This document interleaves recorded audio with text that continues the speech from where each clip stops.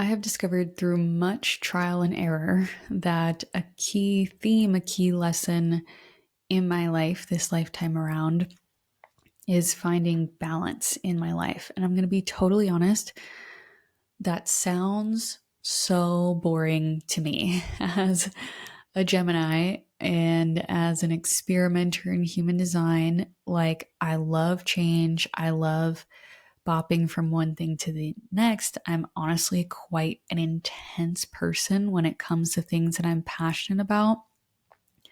I want to go all in. I don't want to do something halfway. And I get really excited about new things and I just want to pour all of my energy into those new things. And I have come to realize that whenever I do that, I end up either getting burnt out or more likely, I find myself just barreling through without pausing to listen to my intuition. And then I'm like a month in on something that actually isn't aligned with me, either totally and completely, or there are just bits and pieces of it that I missed, like road signs along the way where I should have taken a turn here, or, there was a stop sign or a yield sign over here that I missed. Just I get so tunnel visioned on specific things that I'm excited about that I forget to tap into my own intuition in terms of making sure that I am aligned with the path that is the best for me. And what ends up happening is I have to go back and undo a lot of things. And I have learned a few lessons along the way of doing this. I'd say number one, I try not to announce things to big groups of people because I have found that unless I am sure that I want to go down a path, unless I have tried it out and it feels good and aligned with my body, involving the masses just is not necessary, is not helpful. I definitely confide in my husband a lot, which is helpful. I'll also, sometimes talk to family members about it, but I honestly keep things as small and as close to home as possible until I have like really decided that I want to do something.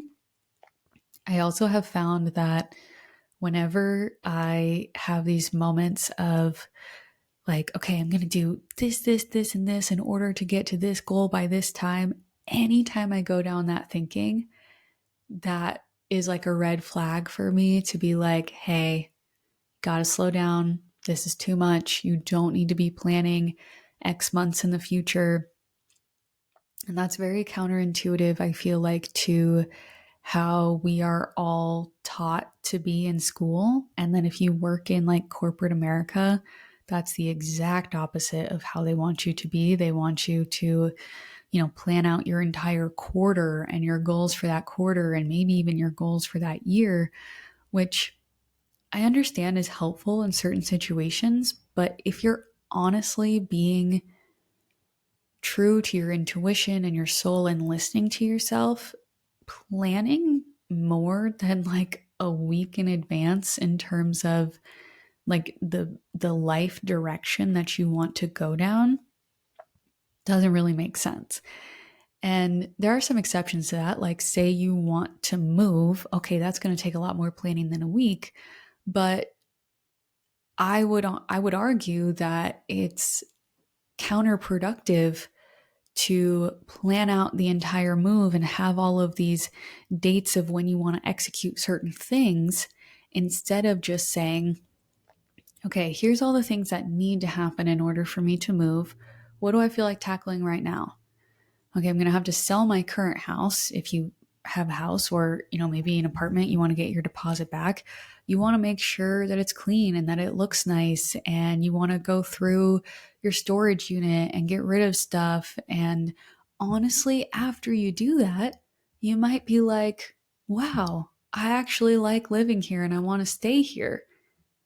Or you might be even more excited for the move, but you're not going to know how you feel until you do every piece of it. And maybe you go to visit the city that you want to live in if you're moving cities. and you just spend time there and you just go to coffee shops and you just do stuff that you would do if you were going to live there. And maybe you find that you love it and you're even more excited, or maybe you're like, hey, this actually isn't really for me and I feel homesick. I want to go back to the city that I was in. And so I think that you can have an understanding of all of the things that will eventually need to happen without planning every single thing. And here's when, and here's these deadlines, and what are the 20 things that I can do today, right now, simultaneously to get to that goal. And I know that that sounds extreme, but that's how I am. Like, that's how my brain operates. I'm like, okay, what am I doing every single day? And people will tell you to work backwards that way. They're like, okay, what do you need to accomplish in the next year, in the next month? What does that mean for today? And again, I think that can be helpful to a certain extent. But when you are so rigid to a plan that you forget to check in with yourself, you end up moving away from a home that you actually really liked, from a town that you actually really liked, and you find yourself in a new city, in a strange apartment with no friends, and you're like, why did I do this in the first place? And it's because you forgot to check in with yourself along the way. And when you do that, you may end up having to undo the thing that you just did, and you go back to your city that you came from. And that's okay too. And I think a lot of us have those moments of undoing certain things. But when those happen, it's okay that they happen. It's not necessarily a bad thing. But I think what can be important in those situations is looking back and seeing, where did I miss the signs where my gut and my intuition was telling me, hey, maybe moving to this city right now isn't the best idea? What experience did I have? What roadblocks did I face? What feelings did I have that were sort of pointing me in a different direction? And what could have helped me to figure that out?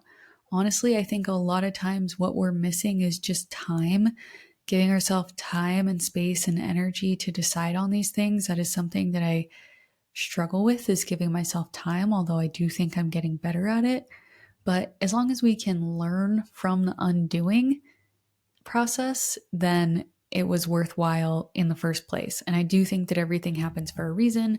So even if something feels like a quote unquote mistake, it's really not, even though it's definitely hard to look at certain things that way. But for me, specifically in terms of my mediumship path and developing my career both as a content creator but also as a spiritual healer, balance is so incredibly important for me, and also so incredibly difficult for me to accept. And I found myself recently, so one of the things that I'm doing is conducting these practice one-on-one readings with other mediums who are also developing. And it's just a really good way for me to practice one-on-one readings, to get over my fear of one-on-one readings. If you don't know why I don't offer one-on-one readings anymore, at least for now, it's because I had some really wonderful experiences doing it. I had a lot of neutral experiences, and I had a few very bad experiences that like really shook my confidence, in terms of someone who just was a total skeptic, came to me with like very shut off energy, and it was just really hard for me. And I actually really don't want to blame those people. I have since learned that it's very much the medium's job to overcome that and still give them a reading and a good reading. But I just didn't have the toolbox necessary to do that in those moments. So I just completely shut down and said, I never want to do these again. And so I'm slowly opening myself back up to that world. And I've known that August is going to be a pretty big push in that direction. So I thought, okay, how many practice readings can I get in? And what if I did one every single day? Would that help? And I'm going to meditate this many times. And again, as soon as I feel myself doing that, I have to go, okay, slow down, take a breather. This is such uncharted territory for me that I don't even know that by the end of August if I'll still have the same priorities. It's August 13th as I'm recording this, and I've already had a moment of pause just to make sure that I was going down the path that felt right to me. And I honestly did make a few calibrations, and I feel more confident moving forward. But I think it's important to take that time to really check in with ourselves before we just go barreling down this path. And a lot of times when you do that, you will make commitments in the future that you don't actually want to do and that don't feel aligned with your goals in the future because your goals have changed. So I still think that it is important and worthwhile for me to get in these practice sessions and to develop my mediumship abilities, but I don't have to do one every single day. Don't have to plan it out for the next month or 2 months. I can just do it for the next week if I want to and see how that feels. And maybe somebody listening to that would say that's like really wishy-washy behavior and you're not necessarily committed to the path. And I could see that argument, honestly. I understand it, but I would counter that I'm more in tune with my intuition than probably a lot of other individuals out there. And by slowing down and not committing to things so far in the future, I'm actually saving myself a lot of time and speeding things up by having that balance of working hard, but resting and contemplating and taking time to, again, really make sure that this is the path that I want to go down and making sure that I don't burn myself out. If I'm just like hammering away at these practice readings, sure, maybe I'll get better at being a medium, but maybe I'll also just feel really exhausted by it at the end of the month to the point where I just don't want to do it anymore. And that's not helpful for anybody. Another example where I struggle to find balance is, I've been taking pole classes recently. I've gotten really into that. And I've gotten pretty good over the past few months, but there's a part of me that's like, okay, if I take a class every single day, I can be at this level in the next few months. And then I just have to be like, okay, hold on. Why? Why do we need to do that? Why do we need to get better by a certain date? Why do we feel like we need to be the best? Like that takes the fun out of it. And, if I were to do that, honestly, there was a time where I was doing it like 7 days a week and I injured my wrist and I had to take like 2 weeks off, which was so frustrating. And if I had just not gone all in, 100 miles an hour out the get-go, I probably wouldn't have had that. And I maybe could have progressed even further, even faster if I just allowed my body to rest and to not go every single day. And I think that this can even be true with spiritual practices. I have recently discovered a few very long meditations, one of which is over an hour, and it's helpful to rewire your brain chemistry. And they suggest doing it every day, but that's a lot. And you have to wake up really early if you don't want it to impact the rest of your day. And if you go to bed late, then you're impacting your sleep. And so it's recognizing you can have a plan for what your ideal day looks like for the amount of things that you want to get done. But if you don't have the balance of sleep and rest and getting outside and having fun and nourishing your body, then it's not going to matter because the universe is going to end up stopping you anyways. You are going to have to rest anyways. It's just that the first way you do it could be on your accord. And the second way is you have no choice. So you might as well, in my opinion, do it in a more balanced way where you are in the driver's seat versus all of a sudden you are being halted and you can't do the things that you want to do because you pushed yourself too hard in the first place.